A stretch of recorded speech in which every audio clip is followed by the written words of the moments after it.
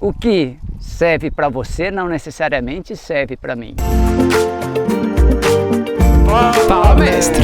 Fala, mestre! Fala, mestre! Do sal que a gente está falando é, como se diz, cloreto de sódio, que é o sal de cozinha, né? E essa história de sal é bem interessante, né? E visitar, por exemplo, eu visitei as salineiras de Maras, né, no Peru, onde tem um sal rosa também, fora o sal rosa dos cristais de sal do Himalaia, né? E o sal no Brasil é extraído nessa região de Mossoró, no Rio Grande do Norte, porque é onde tem maior concentração salina de sais na água do mar, né? Então, a humanidade, né, o desenvolvimento da humanidade moderna, ela passa pelo uso do sal, porque o sal conserva, tá? Principalmente proteínas, né? Quando não tinha geladeira, né, quando não tinha refrigeração, a única maneira de conservar a carne, o peixe, era salgando. E tanto é que o que nós valorizamos muito, que o brasileiro gosta muito, que o bacalhau, né, que vem da Noruega, ele é conservado no sal.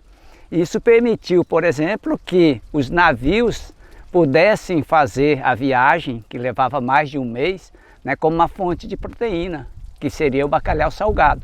E isso acabou virando até uma especiaria, né? Ficou caro, na época era super barato. E aí a gente vem para o sal hoje, né? Todo mundo agora, nessas dietas modernas, não pode sal para isso, sal para aquilo, mas o mínimo de sal a gente precisa ter no corpo, né? Os animais lambem sal, né? Da importância do sal no corpo. Então, essa dualidade, né? O bem e o mal, o fogo e a água, céu e terra, essa dualidade ela se aplica a quase tudo na nossa vida. Sal faz bem ou sal faz mal, depende de como você usa.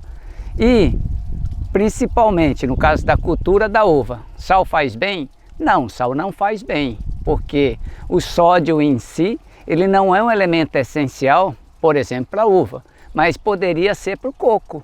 O coco é uma planta que se desenvolveu absorvendo o sal, o sódio, no seu metabolismo. E ele utiliza o sal para desenvolver, para ficar, como se diz, mais doce. E é interessante, ele substitui o potássio, né? Isso é muito técnico.